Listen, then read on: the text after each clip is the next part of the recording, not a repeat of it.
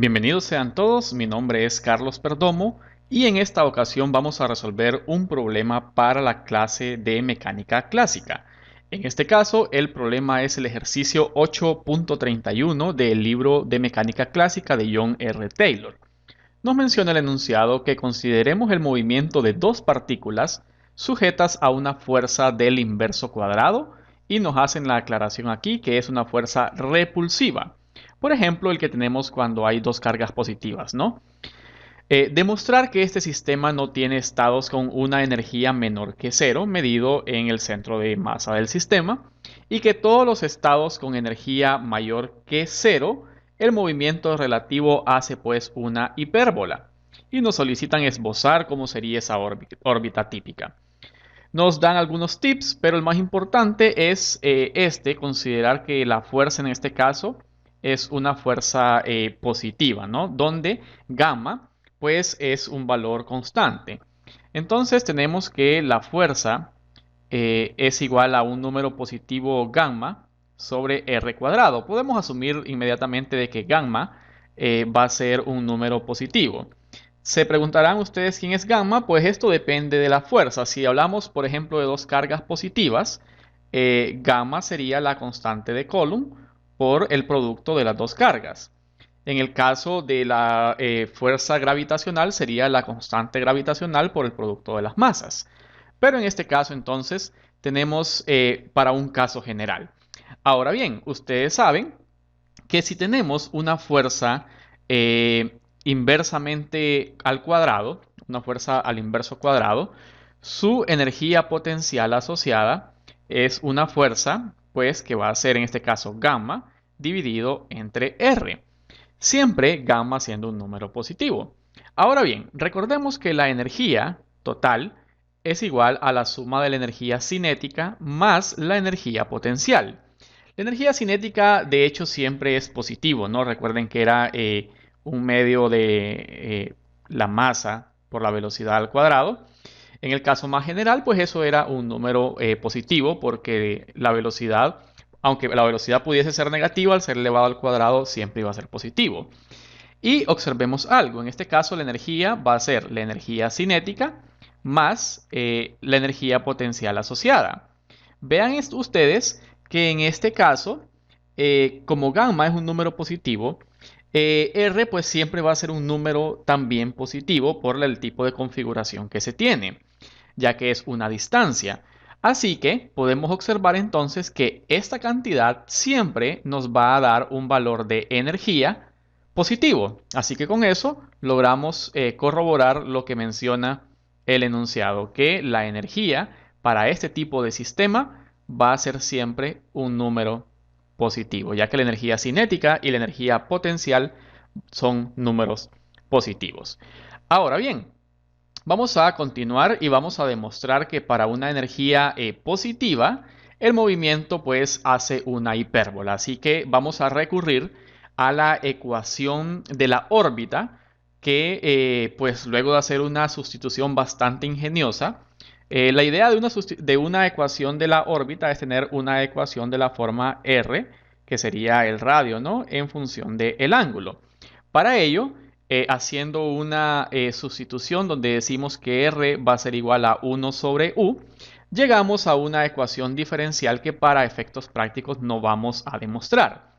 En este caso, esa ecuación diferencial es UV' en función de phi, va a ser igual a menos U de phi menos mu. Mu es la masa reducida. Recordemos que era el producto de las dos, vaya, si fuesen masas, ¿no? Si fuesen dos masas, el producto de las dos masas dividido entre la suma de las dos.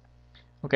Entonces tenemos ahí mu dividido entre L al cuadrado, el momento angular, por U de phi al cuadrado, multiplicado pues por la fuerza de interacción entre esas dos partículas. Obviamente al resolver esta ecuación diferencial vamos a encontrar U, pero si tenemos U también tenemos R, así que resolviendo esta ecuación diferencial tenemos nuestro problema resuelto. Para el caso, pues tenemos que la fuerza que vamos a utilizar en este caso es de la forma, pues, una constante gamma dividida entre r al cuadrado. Pero decir r al cuadrado es lo mismo que decir 1 sobre u al cuadrado. Así que aquí sería gamma dividido entre 1 sobre u al cuadrado. O sea que esto inmediatamente sería gamma por u al cuadrado. Vamos a sustituir esta fuerza que acabamos de encontrar aquí, la vamos a sustituir en esta fórmula. Y vean que lo que va a ocurrir, automáticamente lo podemos observar, es que este u, aquí dice u de phi y pues es esta misma, se van a cancelar obviamente a la hora de multiplicar. Entonces nos queda una manera muy simplificada de esta ecuación que solamente sería válido para fuerzas que se relacionan de una manera inversa cuadrada. Entonces nos queda que u de phi va a ser igual a menos, u prima de phi, perdón, va a ser igual a menos u de phi, menos una constante mu por gamma, dividido únicamente entre L al cuadrado. Y vean que aquí se da algo bien particular, y es que en este número que está acá, porque es un número, es constante. ¿Okay? Es constante. Esta situación solamente se da en las fuerzas que son inversa cuadradas, ¿no? Ahora tenemos entonces que buscar una manera de resolver esta ecuación. Para ello vamos a hacer lo siguiente. Vamos a decir que w de phi va a ser una variable cualquiera, va a ser igual a u de phi más mu por gamma dividido entre L al cuadrado. Vean que sería lo mismo que decir menos W, ¿no? Menos W de phi. Si derivamos dos veces W, tenemos acá una ventaja bastante interesante. Y es que, como esto es una constante, al derivar dos veces W, esto simplemente sería U' de phi. Así que nos queda entonces que esta ecuación que está acá, con la que comenzamos a trabajar, podríamos reescribirla de otra manera para que se nos vuelva muy fácil de resolverla. En este caso sabemos que U' es W' de phi, va a ser igual, y aquí observen que como elegimos W positivo, pero ambos tienen un negativo, entonces sería menos W de phi. Y aquí pues tenemos una ecuación diferencial de lo más sencilla de resolver. De hecho, si ustedes pueden observar, tener una segunda derivada igualada al negativo de una función, esto era la misma ecuación que teníamos en el movimiento armónico simple. Entonces ya podemos recordar que la solución, en este caso la solución W de phi, va a ser igual a una constante que se puede determinar multiplicado por el coseno, en este caso de phi, y luego pues más o menos otra constante a la que le vamos a llamar delta. Ahora que esta constante, podríamos buscar las condiciones idóneas para que sean cero, ¿no? Para el caso y que se nos vuelva más fácil nuestro trabajo, vamos a asumir de que estas condiciones se cumplen y por lo tanto tenemos que W de phi va a ser simplemente A por el coseno de phi. Ahora bien, tenemos entonces que W de phi es igual a U de phi más mu por gamma sobre L al cuadrado. Así que tenemos entonces que A por el coseno de phi va a ser igual, teníamos aquí la ecuación, U de phi más mu por gamma dividido entre L al cuadrado. Y vean que podemos encontrar una manera de resolver esta ecuación simplemente despejando para u. Así que tenemos que u de phi va a ser igual, en este caso pasamos a restar, ¿no? Teníamos a coseno de phi menos mu por gamma dividido entre L al cuadrado. Vamos a hacer lo siguiente, vamos a sacar aquí un factor común. Vean que hemos resuelto esta ecuación de una manera bastante práctica, de la siguiente manera. Entonces vamos a sacar mu por gamma sobre L cuadrado como factor común. Vean que aquí con A no está, pero igual si lo saco, puedo simplemente dejarlo multiplicando por A y sería igualmente válido. En este caso sería A por L al cuadrado dividido entre mu por gamma, menos, multiplicado siempre, ¿no? Por el coseno de phi, multiplicado por el coseno de phi, menos 1. Y ya tenemos entonces una expresión más simplificada. Pero podemos hacer algo. Vean esta constante que tenemos aquí. Es en sí una constante adimensional, así que nosotros le vamos a llamar simplemente epsilon, que luego pues entendemos que epsilon se refiere a la excentricidad, pero de aquí la podemos derivar. Entonces la solución u de phi va a ser igual a mu por gamma dividido entre L al cuadrado multiplicado pues por epsilon coseno de phi menos 1. Ahora, por facilidad vamos a definir otra constante. ¿Okay? Vamos a definir otra constante. Esa constante va a ser la constante C, una constante positiva, igual a L al cuadrado dividido entre mu por gamma. Es un número positivo, ¿no? Y en principio, pues epsilon también es un número positivo. Así que podemos notar que si C es igual a L cuadrado entre mu por gamma, lo que tenemos expresado acá sería 1 sobre C. Así que tenemos entonces que U de phi sería 1 sobre C multiplicado pues por epsilon por el coseno de phi menos 1. Ahora bien, esta es la solución para U. Sin embargo, recordemos que la ecuación de la órbita es una ecuación donde tenemos R en función de phi. Pero si recordamos que R es igual a 1 entre U, entonces evidentemente U también sería 1 entre R. Así que podemos acá simplemente hacer esa sustitución bastante amigable. Aquí sería 1 dividido entre R, en este caso R que depende de phi, igual pues a 1 sobre C, que multiplica a epsilon por el coseno de phi menos 1.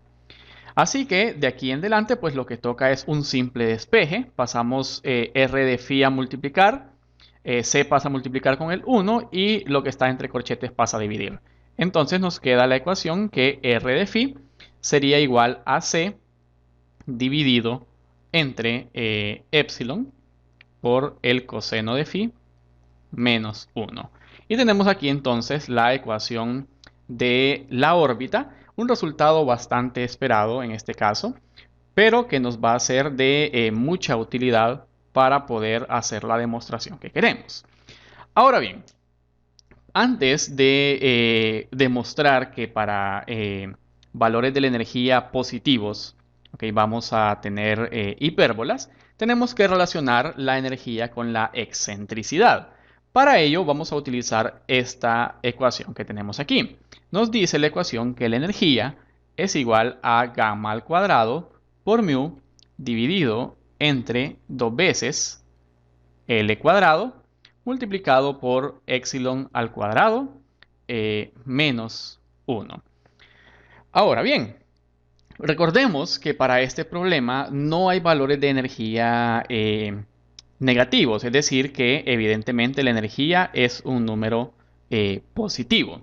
Y la única forma en que la energía sea un número positivo es que epsilon al cuadrado sea mayor que 1. O igual a 1 en todo caso, porque también podría ser 0. Entonces, si epsilon al cuadrado es mayor o igual a 1, pues como al sacarle la raíz cuadrada sigue siendo 1, tendríamos entonces que el valor de epsilon debería de ser un número, en esencia, un número mayor que 1. Ahora bien, vamos a proceder siempre ya, ahora ya con este conocimiento de que epsilon es un número mayor que 1, vamos a hacer lo siguiente. Tenemos esta ecuación para R. Vamos a escribirla simplemente como R, ¿no? R igual a C dividido entre epsilon por el coseno de phi menos 1. Esa es la ecuación que teníamos. ¿Okay? Vamos a hacer lo siguiente. Vamos a multiplicar ambos lados de esa ecuación. ¿Okay? Y lo vamos a hacer la multiplicación por epsilon coseno de phi menos 1 justamente. Aquí pues vemos que estos denominadores se van a cancelar y nos queda que R va a estar multiplicando por epsilon coseno de phi menos 1 y esto va a ser igual únicamente a C porque se va a cancelar el denominador. Vamos a hacer aquí la multiplicación que corresponde, ¿no? Nos quedaría entonces epsilon, que va a multiplicar a r por el coseno de phi, eh, menos r, y esto va a ser igual a c. Pero recordemos que r coseno de phi es la definición en coordenadas polares de x, ¿ok? Es la definición de x. Así que llegamos a una ecuación bastante simple de la forma epsilon por x menos r, y esto es igual a c. Así que podemos despejar para r, y r sería entonces igual a epsilon por x menos c. Así que vamos a partir de esta ecuación justamente para demostrar que el movimiento en este caso es justamente una hipérbola. Ahora bien, recordemos algo. R es justamente la magnitud de un vector de posición en el plano XY, sería igual, o R al cuadrado sería igual a X al cuadrado más Y al cuadrado, ¿no? Esto de repente se nos vuelve algo familiar. Ahora bien, si elevamos al cuadrado esta ecuación, ambos lados de la ecuación la vamos a elevar al cuadrado, tenemos entonces que R al cuadrado sería igual, y aquí nos queda un producto notable, ¿no? De la forma, el primero al cuadrado sería epsilon cuadrado por x al cuadrado, menos dos veces el primero por el segundo, c por epsilon por x, más c al cuadrado. Pero observemos que aquí nos aparece casualmente r al cuadrado, que podemos definirlo entonces como x al cuadrado más y al cuadrado. Así que nos queda la ecuación x al cuadrado más y al cuadrado igual a epsilon al cuadrado por x al cuadrado menos dos veces c por epsilon por x más c al cuadrado. Ahora bien, podemos proceder en este caso a pasar algunos términos al lado izquierdo del igual. Para ello nos queda entonces x al cuadrado. Este término pasa a restar. Nos quedaría como epsilon al cuadrado por x al cuadrado. Luego pasamos el siguiente término, ¿no? Más dos veces por c por epsilon por x. Luego más y al cuadrado. Y esto sería igual a c al cuadrado. Ahora bien, acá podemos sacar un negativo x al cuadrado como factor común para que nos quede negativo. Sería en este caso epsilon al cuadrado menos 1 por x al cuadrado. El negativo realmente fue algo intencional para efectos de nuestra demostración. Pero vean que no hemos violentado ninguna ley matemática haciendo eso. Así que nos quedaría ese término más dos veces c por epsilon por x más y al cuadrado igual a c al cuadrado. Ahora vamos a multiplicar toda la expresión. Veamos, vamos a multiplicar toda la expresión por 1 entre epsilon al cuadrado menos 1. Vean que eso va a quitar ese coeficiente del término x al cuadrado y nos queda solamente menos x al cuadrado más, en este caso, vamos a dejarlo así, 2 por c por epsilon entre epsilon al cuadrado menos 1 por x. Vean que solamente hicimos ahí una pequeña separación, más y al cuadrado dividido entre epsilon al cuadrado menos 1, y esto igual a c al cuadrado dividido entre epsilon al cuadrado menos 1. Vamos, por cuestión de simplicidad, a llamarle a este término, este que tenemos aquí, c por epsilon dividido entre epsilon al cuadrado menos 1, le vamos a llamar simplemente d. Ahora, cuando mencionemos a d, de aquí en adelante tenemos que tener presente que d es igual a c por epsilon dividido entre epsilon al cuadrado menos 1. Vamos a tenerlo eso en mente para de repente utilizarlo más adelante. Así que nos quedaría entonces menos x al cuadrado más dos veces d por x más y al cuadrado dividido entre epsilon al cuadrado menos 1 igual a c al cuadrado dividido entre epsilon al cuadrado menos 1. Ahora vamos a hacer lo siguiente. A esta expresión vamos a restar en ambos lados un término en particular. Y ese término es elegido de una manera bastante estratégica. ¿Cómo así? Vean que estos dos términos que tenemos aquí de por sí ya parecen ser dos términos de un producto notable. Pero si yo vengo y le agrego menos d a un lado de la ecuación y menos d al otro lado, no acabo de alterar nada, pero nos queda algo bastante interesante. Nos queda en este caso, observemos, menos x al cuadrado, va a ser d al cuadrado, perdón, aquí. Va a ser d al cuadrado. Igual, si lo estoy haciendo a ambos lados del igual, no estoy alterando absolutamente nada, pero me va a permitir hacer un despeje interesante. Nos quedaría menos x al cuadrado más dos veces d por x menos d al cuadrado más y al cuadrado dividido entre epsilon al cuadrado menos 1.